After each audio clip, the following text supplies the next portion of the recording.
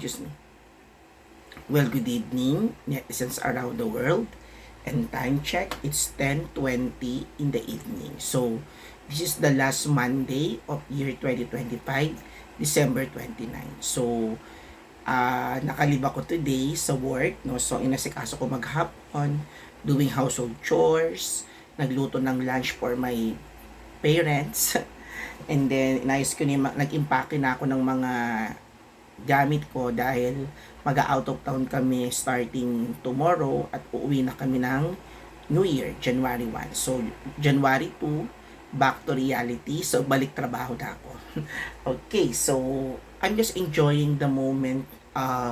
Yung nakabakasyon, spending holidays na nagbabakasyon kasama yung aking mga pamilya, yung aking mga magulang, yung aking mga kapatid, mga pamangkin, at apo. Just to let you know din, mga netizens around the world, na isa na rin akong lolo. May apo na ako sa pamangkin. Yun lang. And ano ba yung gusto kong i-shout out sa, or i-speak up sa gabing ito? But anyway, ito nga. Katatapos lang nung awarding ng MMFF, that was December 26, if I am not mistaken. That's last Friday, and nakita ko ang post sa social media ng mga nagwagi sa MMFF. Hindi pa ako nakakapanood ng mga pelikula ng MMFF for this year, yung mga 8 pelikula, kasi box office ang pili, no? So, pumunta ako sa mall, I suppose last Saturday, nanood ako, tanghali pa lang, nandun lang ako sa mall, at nagbukas ang sinihan ay alas 12 ng tanghali. Diyos ko, box office ang pila. So, ang pila ko ay napakalayo ko pa. At bago makapanood, ang susunod na pang alas 4 or alas 5. So, hindi ko na pinush kasi gagawin ako ng uwi. In a way. But, ang gusto ko lang i-speak up at isa pa, i-critic din, no? Yung mga nambabash sa social media, yung pagkapanalo nung isang may Down syndrome na si Crystal Go or Crystal Ann Go. Correct me kung mali yung pangalan, pero as far as I know, it's Crystal Go. According to my research, no, si Crystal Go ay anak ng isang batikang aktor or matinee idol nung dekada 90. Kasi nung dekada 90, I was a high school student. Teenage years ko yon, no. So, siya ay si Crystal Go ay anak ni Matthew Mendoza. Kung kilala nyo si Matthew Mendoza, isa yan sa mga matinee idols, no, na talaga namang ang mga panty ang mga panty ay bababa. So, hindi lang mga babae, kundi mga sangkabaklaan. Pinagnasahan yan si Matthew Mendoza. In a way, medyo binabash kasi to si Crystal Go, no, sa pagkapanalo niya sa Best Actress. Parang sinasabi ng iba, hindi siya deserving manalo, mas deserving si Angelica Panganiban at yung ibang mga artista na kalahok sa MMFF. Ako hindi pa ako nanonood, kaya hindi pa ako makapag-critic ng mga pelikula. No, pero ito ay base sa aking nabasa. Syempre, nag-research din ako, yun nga, anak siya ni Matthew Mendoza. And ang ano ko lang doon, yung binabash siya dahil hindi deserving, ang pangat ng pelikula, tapos best picture pa. Anyway, hindi ko pa rin siya napapanood, just I've said. Pero ang masasabi ko lang, no, tayong mga tao, magkaroon din tayo ng respeto sa mga person with disabilities, no. Alam nyo, isa yan sa ina-advocate ko ang mga PWDs, no. Kasi sila, sa gitna ng kanilang mga kapansanan, kaya nilang mamuhay ng normal. Kaya nga meron tayong tinatawag na inclusive, kaya nilang makapagsabayan sa mga normal na tao, lalo na yung mga Down syndrome, no? So, nakita ko naman na lahat ng mga artistang nagtrabaho, ang production sa kanilang mga pelikula, ay nagtrabaho ng maayos, pagod at hirap, para makagawa kayo ng magandang kalidad ng pelikulang Pilipino. Pero ang ano ko lang sa mga netizens around the world, irespeto natin yung pagkapanalo ng isang Down syndrome sa kanyang Best Actress. Alam nyo, tama naman din yung sinabi niya na antig ang puso ko sa kanyang speech dahil para nga daw niya sa kanyang mommy and daddy at para magkaroon ng boses ang mga Down syndrome na kaya makipagsabay ng mga PWD sa ganyang larangan. Alam nyo, ako as an educator and I also attend a seminar about inclusive education, no? Huwag tayong magkaroon ng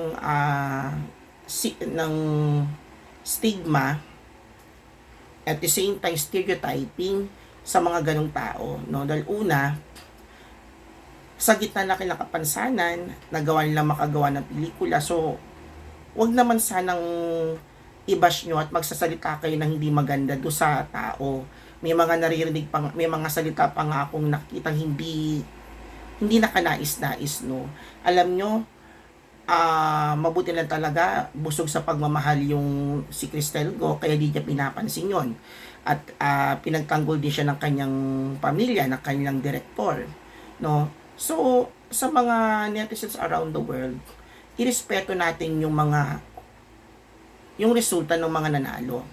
Dahil iyon ay sila ginawa ng gantimpala base sa mga hurado na nagkritik at nanood ng 8 pelikulang yon, no? Ilang naman yun eh. Tsaka yung movie na yon na I'm Perfect, yun naman ay isang eye opener sa ating lahat na ang pag-ibig ay hindi lang para sa mga normal na tao.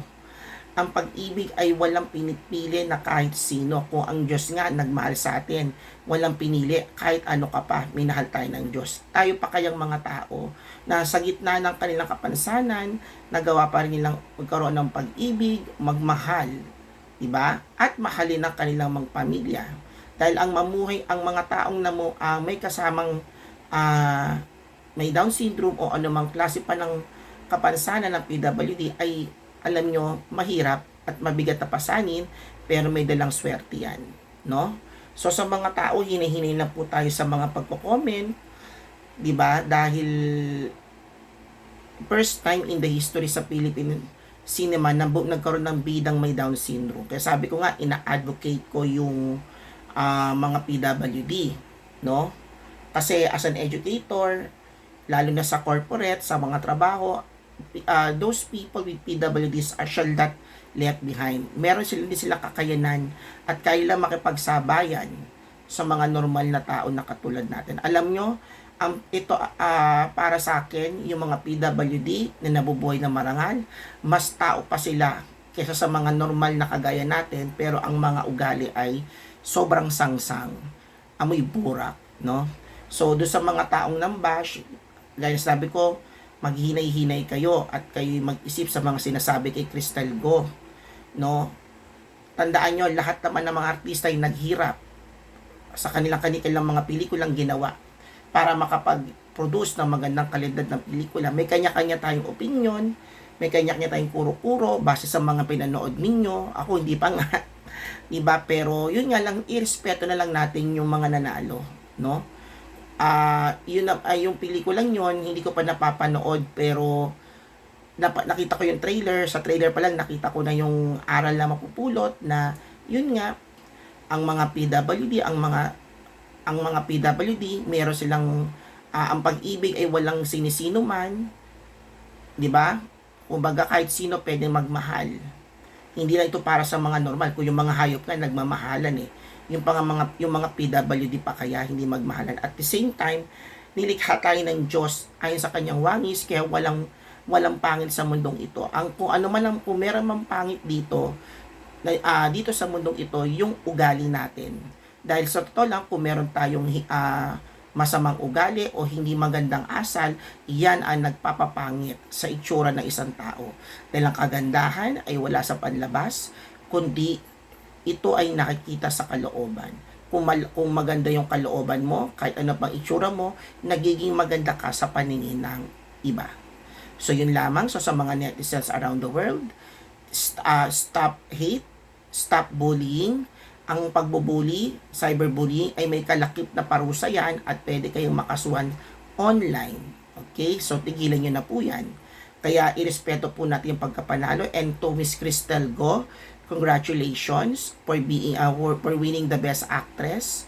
Proud ako sa iyo. Hindi ko pa naman napapanood yung pelikula mo, pero alam ko na napakagaling mong artista, a film actress, no? At ikaw ay anak ni Matthew Mendoza. Huy, idol ko yung tatay mo nung araw. Sige ka, pinaglalawayan ko yan dati. O, diba? Well, anyway, no? So, you are born special, not just only special, you are born beautiful. Okay, inside and out. Okay? So, congratulations to you, Crystal Go. And sa mga netizens around the world, stop hate, spread love. At magbabagong taon na, of course, always world peace. That's it. Magandang gabi.